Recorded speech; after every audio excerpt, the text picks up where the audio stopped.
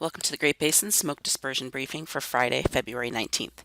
Over the last 2 weeks, we've seen storms move across the Great Basin, bringing precipitation mainly to the northern half to two-thirds of the region.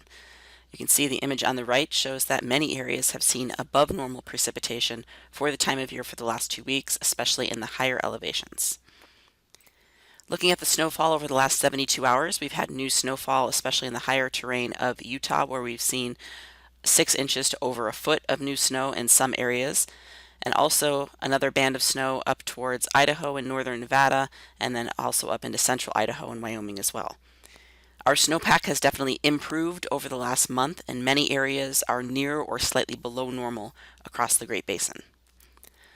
Looking at our satellite image from this morning, generally westerly flow will have some breezy winds, especially over the northern and western side of the Great Basin today, along with some continued snow showers over parts of the Great Basin.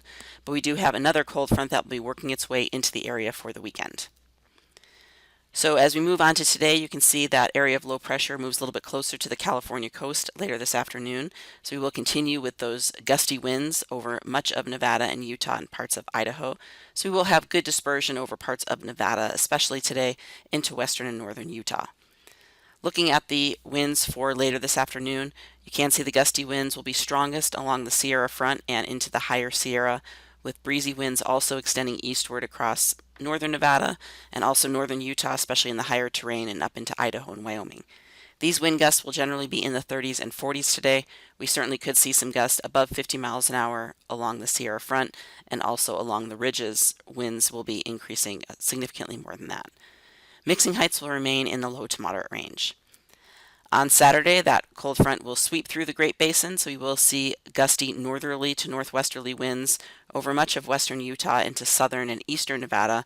So again, the stronger winds will move across the Great Basin on Saturday, where most of the wind gusts again will be in the 40s, but certainly gusts above 50 or 55 miles per hour are likely over parts of southern and eastern Nevada. So again, with these gusty winds, you can see how the dispersion is quite good across much of Nevada and Utah. You can see these gusty winds on Saturday. The strongest winds on Saturday will be over southern and eastern Nevada. Again, most gusts in the 40s, but we certainly could see some gusts above 50 miles per hour. Winds will also be breezy over western and northern Utah, with most of the gusts in the 30s to low 40s. Mixing heights will be quite high over the southern areas of the Great Basin as that front moves through, and then more in the moderate or low range further north. On Sunday, we will see a break in weather system, so generally northwesterly flow. Still some snow showers continuing over parts of northern areas of the Great Basin, but nothing overly heavy. Dispersion will start to decrease as those winds decrease across parts of Nevada and Utah, but there certainly will still be some pockets of good dispersion where those winds remain a little on the breezy side. On Sunday, the strongest winds will be over the northern half of the Great Basin, with winds decoupling quite a bit over western and southern areas. Mixing heights will remain in the low to moderate range. The forecast clearing index for Utah shows generally lower clearing indices today across Utah as those winds remain on the lower side, but certainly will be peaking on Saturday as those stronger winds move across the Great Basin and then decreasing again on Sunday. Forecast amounts of precipitation are indicated here. The highest amounts will be in the higher terrain of the Sierra, but also into Wyoming and the higher terrain of northern Utah as well, where we could see those half of a foot to about a foot of snow in some higher elevation locations. Otherwise, lower elevations will just get lighter amounts of snowfall. As we move into early next week, we will have another cold front dropping south, which will start moving into Idaho on Monday.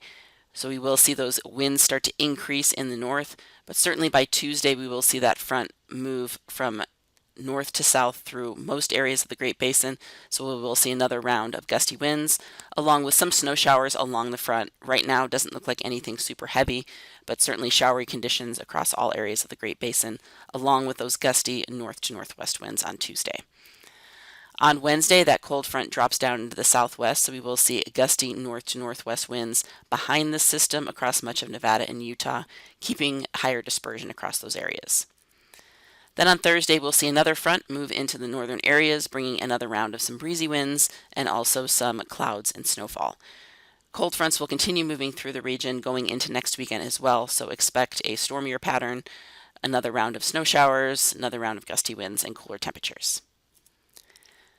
The precipitation accumulation for days 4 and 5, which takes us from Monday through Wednesday, again show those lighter amounts of precipitation moving through with those secondary cold fronts, but we will see precipitation again push all the way through the Great Basin, so even in southern areas of Nevada and Utah and the Arizona Strip, we will at least see some lighter amounts.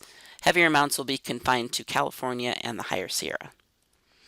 The 8 to 14 day outlook, taking us from February 26th through March 4th, shows cooler than normal conditions and drier than normal conditions likely returning for the end of the month going into the early part of March. That concludes our webcast for today. Check back on Monday for the latest updates.